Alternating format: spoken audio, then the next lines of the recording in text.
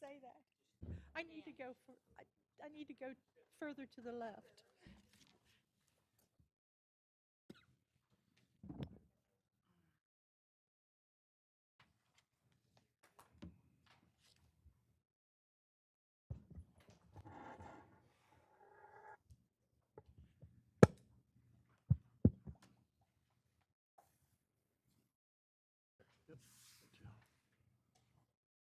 Wayne coming? I haven't heard He's running that late. he's not. He's running late. Yeah, he sent an email saying he's running late. I haven't seen anything.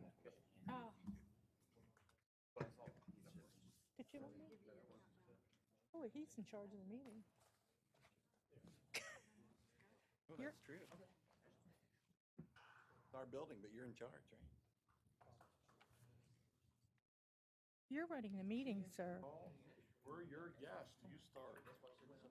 I thought this was a continuation of the meeting that you started. We're on your grounds. Oh, I have plenty, thank you. Are you going to stay here with us?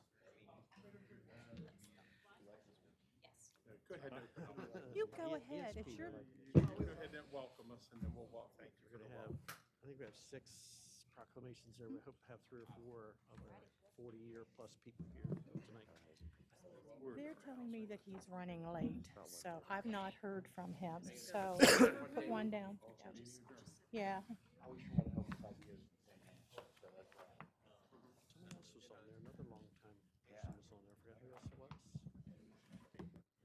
Oh, Longneck. Yeah. I was surprised when I saw Greg. We'll start seeing those over the next Want me to go 3 board ahead? meetings. good afternoon, everyone. I'd like to call this meeting to order. This is a joint meeting of the Board of County Commissioners and the Washington County Board of Education. Commissioners, we're pleased to have you here at CES this afternoon. And we're pleased to be able to review and discuss with you the Board of Education's fiscal year 2021 capital improvement plan. This plan aligns with the Board of Education's Educational Facilities Master Plan. Both of these were unanimously adopted by this board earlier this fall. Done annually, the Capital Improvement Plan shows the Board of Education's request to the state and to Washington County government for approved funding of new construction, renovations, additions, and systemic projects. The plan our staff will be sharing today also includes what we expect to be our funding request for the next 5 fiscal years, beyond fiscal year 2021. This plan, as I said, was adopted by a unanimous vote of the Board of Education on September 3rd, 2019. We believe that it is a plan that is fiscally responsible and one that addresses the needs of our school system. And so at this time, I'd like to introduce our Chief Operating Officer, Mr. Jeff Prue, who will go through the plan with you.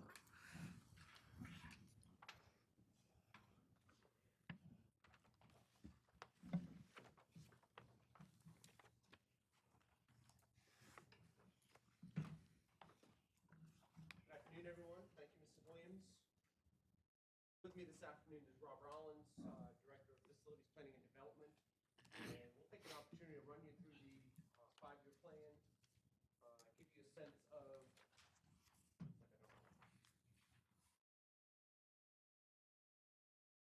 Light was red. couldn't hear myself, so we'll give you a sense of what the most recent 1-year plan looks like, as well as what the 5-year moving plan looks like. This presentation has just been modestly adapted from what we shared with our board back in September. Of course, the goals of the CIP plan, this really doesn't change from year to year, but to develop the fiscally responsible, prioritized long-range plan, addresses our renovation and modernization needs, may resolve any capacity issues we may have, addresses systemic needs, minimizes costs through strategic state funding. Again, what we always refer to as the 71-29 mix, and that has actually been recently adjusted by the Interagency Commission on School Construction now to be a 79-21 split. So that's a favorable 8 percentage point swing in Washington County's favor, where eligible construction costs are picked up at a greater rate now by the state, and reduces the building replacement cycle and operational costs moving forward. We work off these assumptions. Again, the CIP is based on the 2019 Educational Facilities Master Plan. It reflects the current square footage costs approved by the state, which is $329 per square foot for building construction, plus an additional 19%, which is $62 for the site work. As again, the 79% that we discussed just a moment ago, and we follow the currently approved instructions for submission with the state. And Rob, I'll have you walk through the projects.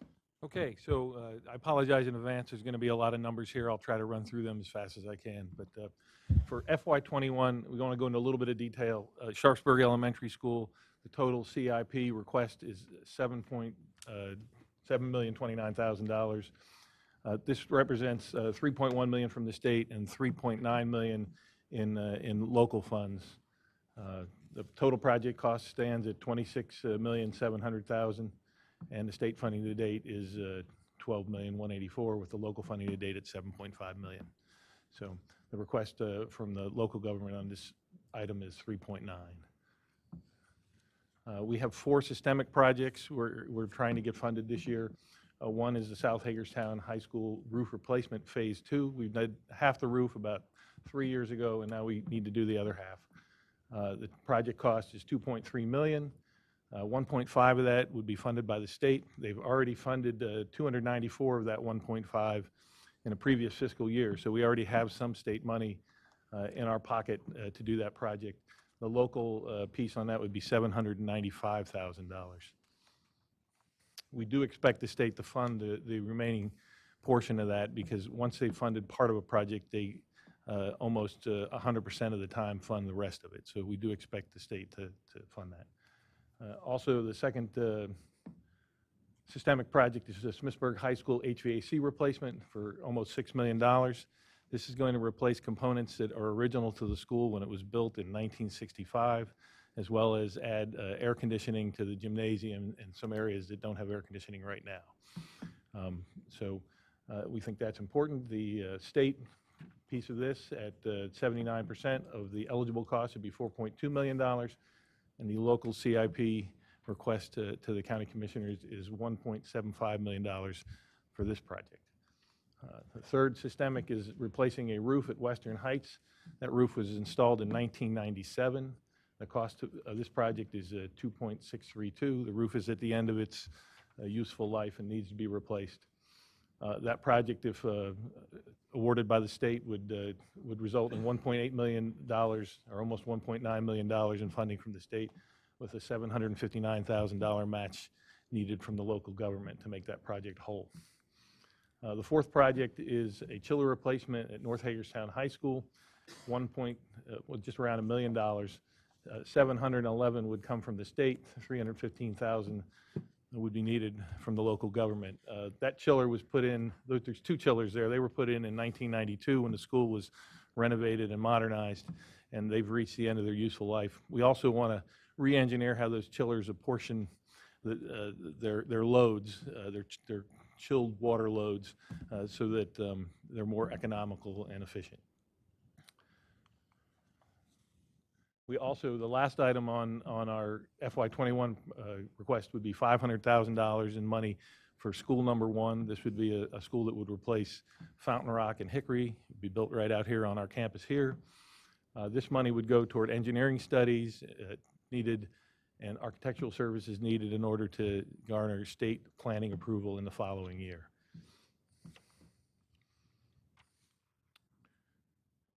So for FY21, these are the projects. The total CIP request, state and local, would be $19.1 million. That finishes the commitment on Sharpsburg Elementary School and does the 4 systemics, as well as the seed money for the school number 1. It would be $8 million from the local government and $11 million in state money being requested. I'm going to run through the out years now, just on a chart like this. Any questions? Okay. In FY '22, we mainly are looking at systemic projects. We're asking for $2 million from the local government. It doesn't receive a state match. This would be, again, for architectural engineering services for school number 1 in anticipation of bidding the job and constructing it in the following 2 years. There are 5 systemic projects that have a total cost of $12.9 million. 9.1 would be from the state, and 3.8 would be from the local government. In FY '23, a total request of $28 million. We would get into the construction of school number 1, so you see the funding needed for that school jumps dramatically. We would be requesting $13 million from the state and 6.8 from the local government. We'd also, in keeping the schools on a 2-year increment, the new schools we're planning on opening, be asking for the seed design money for school number 2. That would replace Greenbrier, Old Forge, and Cascade. We do have 3 systemics listed there at a total cost of $8.4 million. 2.5 of that would come from the local government. In FY '24, we have our second construction year of school number 1. The amounts listed are almost identical to the previous year. We would again be doing the design on school number 2. This would be a request of $2 million. So a total local request of $12 million, including $4 million to support 3 systemic projects that would have a total cost of $13.6 million for the systemics. In fiscal year number 25, school number 1 would be finishing up. It's the last money needed to furnish and equip the school. We'd request 1.5 from the state and a $400,000 from the local government. It would be the first year of construction of school number 2. So you see the $13 million request from the state should look similar to what we did requesting on school number 1. It's a follow-on school. It would be a similar design, and 6.7 needed from the local government. We'd also be requesting seed money for school number 3, which replaces Fountaindale and Potomac Heights. Yeah, thank you, Jeff. We'd also be looking at 4 systemic projects that cost around $11.7 million and would need $4 million in local support. Finally, in fiscal year 26, we'd be in the second year of school construction on school number 2. We'd be into the heavy design on school number 3, and we would need $11.4 million for 5 systemic projects. $3.4 million of those $11 million would be local money. So in summary, you can see all the fiscal years, and it totals up to $164 million, $105 million of which would come from the state, and $60 million which would come from the local government. The average local share over those years would be about $9 million a year, give or take. If you average it out, the average state share would be $17.5 million. So again, Commissioners, this request, of course, is the funding request to support the Educational Facilities Master Plan that we reviewed with you a few months back. We've talked with you about the consolidation plan to move away from some of our smaller elementary schools that are aging and are in need of either renovation or new construction to build the new, larger schools. We do save operational costs each of the years that we open one of the new schools. There are operational cost savings, as we've discussed. There are also capital expenditures. While the numbers are big as we're building, and we respect that those numbers are big, reflective of where the county has been with its giving towards capital campaign for the school system. We know that building these buildings saves capital dollars in the long term, that building 3 new buildings as opposed to rebuilding 6 or 7 buildings is the cheaper way to go for the community in the long haul. The question really to you is, and we're open for discussion, is on the flow of that cash, how we would fund it, over what years' terms. We're representing really predominantly a 2-year funding and construction cycle with minimal funding, I believe, in year 3. Correct me if I'm wrong. But we could have additional discussion on that if the number can be a little bit more palatable and better for discussion purposes and easier for the community to absorb as well. So we do have the capital needs, and that's what we wanted to present to you today. Mrs. Williams? Questions? Comments?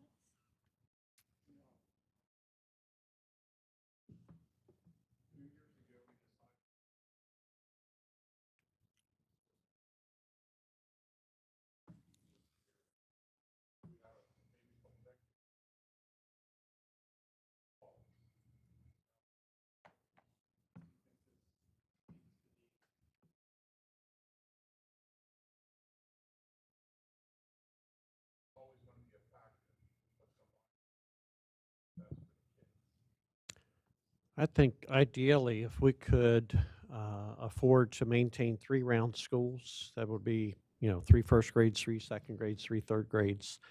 That would probably, what I see across our system, it's fairly economical and allows us some flexibility with teaching staff and when classes are up and down. I think the challenge we're experiencing right now, and the reason we even got to this point where we're consolidating schools, is based on probably the last group of county commissioners. We were just hearing and seeing forecasts for 10 years out that there just wasn't enough money. It was going to be 4 and 5 years between each school that we built. With 50 schools in that inventory, that's where we started talking about a 200-year replacement cycle.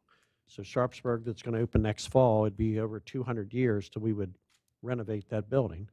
It's just not feasible. It's not possible for us to maintain buildings that long.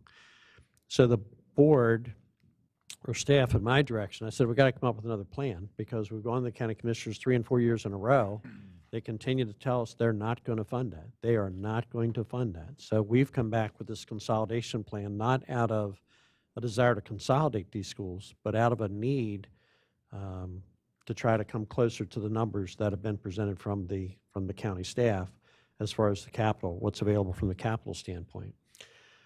So I don't think, our 5-round schools seem to work out well. They are large. They need to be designed well. They need to have a large cafeteria, a large gymnasium, enough parking, and a big parking, lot and loop for parent drop-off. I think it could be a little bit more ideal with 3, 4, or 5-round schools. I think a 1-round school, which we have now at a couple schools where we at least have 1 grade that is 1 round, is very, very difficult for us to staff at this point. Predictions would be helpful if we knew the predictions for growth in the county.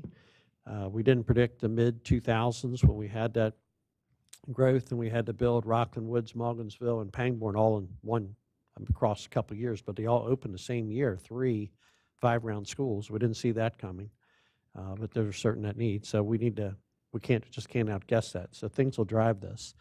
I think other things that are going to drive this, last year there was legislation introduced late in the session that 7 counties were going to take 92% of the money. I hear rumor that that's coming back. If that happens, if that passes, our local side of this will probably more than double. Another rumor I've heard is the state will get out of the systemic building business. In other words, they won't fund, this isn't fact, this is rumor, that they won't fund roof, boiler, chillers. That would all fall to the local government. If that's true, that will double this number, or maybe it'll triple this number.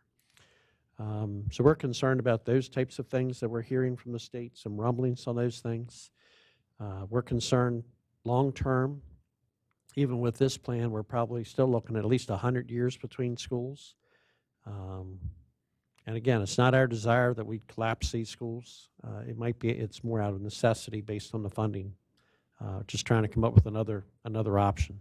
And Dr. Michaels, I wasn't really challenging your evaluation. I respect that. I just wanted to hear some sort of details Right, behind right. why. I guess maybe more to refresh our memories why this is being done. So thank you for that explanation. I had a question mostly out of curiosity. Is the world revolves around price per square foot? You got $329 a square foot. Is that set by the state, or is that how's that number? I mean, if 3 schools are all estimated, or 5 or whatever, $329 a square foot, doesn't it deviate between, or is that just the first school? Yeah, the state uses like an average is what they do of all the projects. There are a lot of counties that build beyond what the state recommends, but the state doesn't fund that. So if there's a school that wants to build at $400 a square foot, the state will fund it at $329 or whatever the number is for right now. But there are schools that build not only square foot wise, they build in a more costly manner. They also build a more square footage than what the state will provide. Our estimates have always been to build within the square footage of the state. We want to take advantage of the quality that we can, while the state's right now paying 79%. If I can get terrazzo floors instead of tile floor that we got to pull up, in 20 years or less, it'll start cracking and things like that. I mean, it's a good investment for us. If we can put in a top of the line, economical, air conditioning system, roof system, whatever, kind of pays off for us, especially that 79% investment from the state. I know we had this discussion before, but if you go south, the schools look very similar to each other. They build them off, and I know this It's flatter there. I know we talk about elevation, but is that, I mean, These- Right, the three schools we're talking about, if we could build them 2 years apart, right straight in a row like that, if we could count on that, we would probably bid that and try to do 3 prototype schools, or Right. 1 prototype school. All 3 schools would be very, very similar. You would have to adjust for landscape. So when you go down to Sharpsburg, we used a big change in elevation, was part of the design of how that 2-story building was built. You couldn't take something that's going to work out on this lawn, it's fairly flat, and build that at Sharpsburg. But the best we could, we try to build 3 sites, or look for 3 sites that are very similar in nature, so we could do a prototype school. thank you. But that is part of why we're calling it School 1, School 2, School 3. It would be prototype school designed.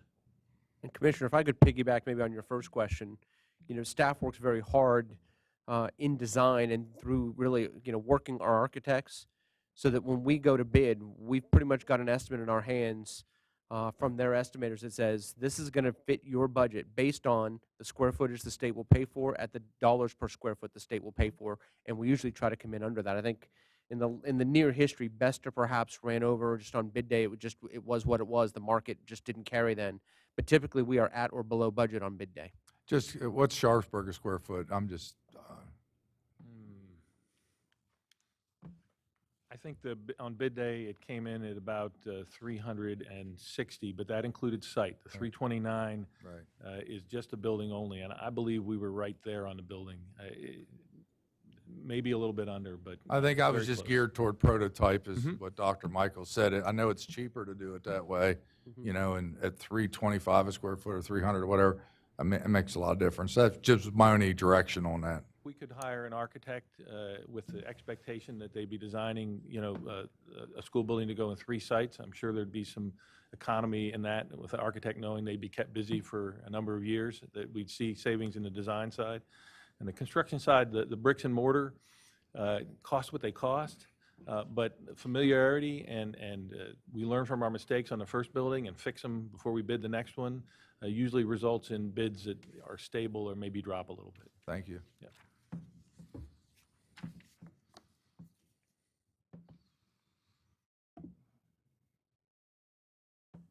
Shall we move on to the second thing we'd like to discuss with you this afternoon? Thank you. Thank you.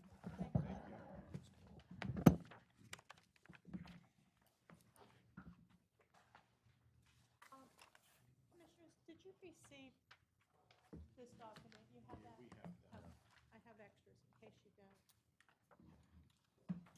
So we'd like to share with you and discuss the board's legislative program for this year. According to policy, the board meets yearly to discuss and decide upon its legislative program and to establish its legislative priorities for state and federal legislation. So we did that in October. At that time, we also decided on our legislative response team. Those are the individuals that keep in very close contact with our legislative representative and our delegation so that we can act very quickly with regard to things that are happening in Annapolis. So that legislative response team is made up of our superintendent, Dr. Michael, our chief legal counsel, Mr. Trotta, Mrs. Ardith Cade, who again is this year's legislative representative for Washington County Public Schools. I serve as president. That's according to policy. The president serves on the LRT. And we have 2 other members, Vice President Stauffer and Member Peter Bickford. So, and Mrs. Cade, I mentioned her. So that's the makeup of our legislative response team. Everything centers around our core values, and they have not changed since I've been on this board. Our core values are adequate and equitable local and state funding, local control, and mandates should be limited and fully funded by the state. This year, we have a legislative priority, a single priority at this time that we decided upon, and that is to support the Urban Improvement Project Partnership. and their efforts to obtain funding. I understand that the project is in the governor's budget, or was in the governor's budget, and we hope that it will remain there. We have a legislative response list, and at the very top of that list is the Commission on Innovation and Excellence in Education, otherwise known as the Kirwan Commission. We will be watching very carefully what's happening there in terms of legislation and what consideration is going to be given to the recommendations made by the Kirwan Commission. Another thing that we're going to be watching, or another group that we're going to be watching, would be the legislation that comes about as a result of the recommendations made by the Interagency Commission on School Construction, and that's the Knott Commission. So those are two things very important to us, and I'm sure important to you. And so we'll be watching those things very carefully. Anything dealing with the burden of proof, free and appropriate education, and this largely focuses on special education students and the requirements regarding IEPs and parents requesting information. We'll also be watching to make sure that there's no increase or any more transfer of pension costs. And then we'll also be watching any legislation that might come about that would affect the workings of the Public School Labor Relations Board. So that is our watch list. Questions for us? Comments?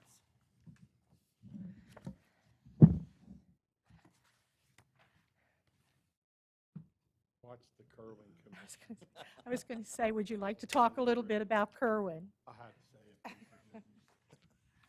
It's important to all of us. It is. It's very important to all of us, and I hope that we can keep in close contact and have open and candid discussions about what we're hearing is happening in Annapolis. Washington County Lobbying Coalition, is that correct? Or We are not. you have your own lobbyists? We do. Mrs. Cade is under contract with us as our representative in Annapolis and has been for a number of years. You didn't contribute to the lobbying coalition this year? We did not. Just for information purposes. Commissioners, any other questions on this topic? Commissioner Klein, if I might say so, if I might say this, we have not joined the coalition. I think maybe this is our second year, perhaps even our third, because we felt very strongly that we should be maintaining dollars for our students and their needs. Should the commissioners like to make our contribution so that we could be a part of that coalition, that would be a very kind and welcome thing to do. Funding for that coalition comes from tax dollars, so you're being represented already. Right, and as I said, we feel that We Ms. have our own independent lobbyists who also help look out for your needs too if asked, okay? And the court is our MACO representative, so feel free to contact them for those things that you need assistance on. But thank you, I'll be at the request. Thank you for requesting that. Dr. Michael, is there anything that you'd like to share with regard to Kirwan, or we talked a little bit about Knott. Yeah, I don't know if it's my favorite topic or not. I mean, not only are we following Kirwan, we're following a lot of changes that could happen at the state levels as a result of implementation of Kirwan. So the Maryland Blueprint language that was passed last year and is to roll into this year, and potentially another $55 million into even this upcoming July, is all up in the air in my mind. And a lot of requirements and a lot of what they're calling grants, but they're embedded in the general fund. So they're like in buckets that we have to use for specific purposes. So I'm concerned about the budgeting process, regardless what money we get from the state. Some of it could be dedicated to things that we may or may not that we wouldn't be interested in, but wouldn't be our top priorities, and we wouldn't have funds for our top priorities, so we'll have to kind of wait and see. So it should be a pretty active legislative session coming up. So the Kirwan Commission gets wrapped up in December, And we're anxious to see the final document in that. The NOD commission's getting wrapped up. Again, we're already hearing rumblings about various things that might happen with the IAC or with the legislations that'll be implemented. And none of it means anything until it turns into legislation. So it's going to be important for all of us to follow. But it is confusing. I go to superintendent meetings, they'll tell us one thing 1 month, 30 days later, when we go to get together again, it's almost a 180 sometimes of what's happening. So, If I may Please. ask a question, Dr. Michael, you mentioned being anxious about the Kerwin Commission. I think the commissioners are as well. Just wondering, your anxiousness or that of the board members, are you feeling positive towards what might be suggested, or do you have concerns in a good way or a bad way? well, I'm anxious to see the final commission report. I think people have shared concerns with some of the information. I think one of the things that we've shared, we're concerned that when you read it, it implies that we would cut special ed funding in half. I mean, that's come up a couple weeks ago during the legislative, when we met with them. I don't see that happening. I see our needs are continuing to grow. Unfortunately, I think they're related to the opioid crisis here in Washington County. We're seeing children, young children, with behaviors that we've never seen before, with learning disabilities we've never seen before at the rate that we're seeing them. So I don't know how that's going to work, and the assumption that this thing only costs X billion of dollars assumes that special ed funding goes down. There's some other assumptions in there. If you had to kind of read between the lines, it assumes that class size goes up. It doesn't quite spell it out that way, but it describes that class size is not a determining factor of student achievement. So it implies that class size could go up substantially. So I'd probably caution some people in wanting all of Kerwin. Be careful what you ask for.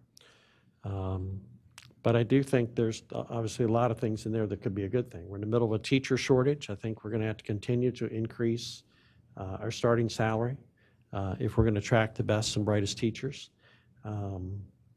We are way behind on our administrative salaries. When a job is just posted in Chambersburg, staff was pointing out to me their starting salary is $30,000 higher than our starting salary for the exact same position.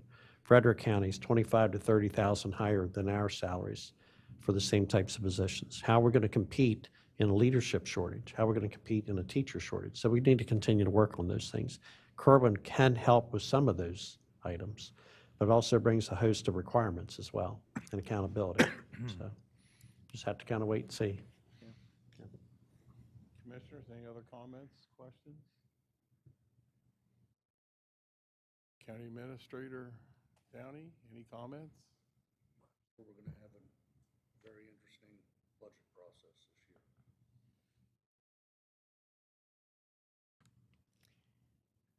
We look forward to working with you. Commissioners, that's all I have for you as far as our agenda items. If you have anything that you would like to discuss with us, we certainly welcome that. Anything you would like to add? Hearing none, we thank Can you for adjourn the having us meeting? today. And Dr. Michaels, I'll be in touch with you for some Okay, thank things. you. All right. okay? Thank you, gentlemen. Thank you very much. Meeting adjourned.